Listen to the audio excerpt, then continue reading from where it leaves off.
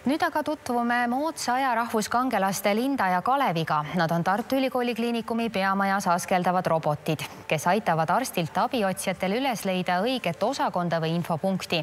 Kui inimene on robotil asuval ekraanil oma sihtkoha valinud, palub robot endale järgneda. Liikumise ajal mängib teejuht ka vaikset taustamuusikat.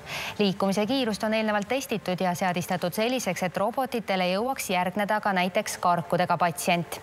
Lisaks teejuhi rollile aitavad navigatsioonirobotid vähendada nii väikeste kui suurte patsientide haiglakülastusega kaasnevat ärevust. Kalev on sellise tablooga, mis lubab siis valida, kuhu kohta minna sooviksime.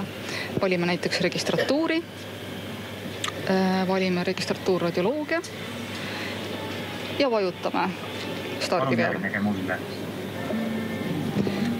Kalev kutsub kaasa, paneb vaikse meloodia tööle ja lähme rahulikul moel. Ja tundub, et ka Linda on välja ilmunud, nii et mõlemad on teel. Ehk siis eilsest õhtust peale on väga palju tehtud fotosid nendega, nii laste poolt, lastevanemate poolt, töötajate poolt.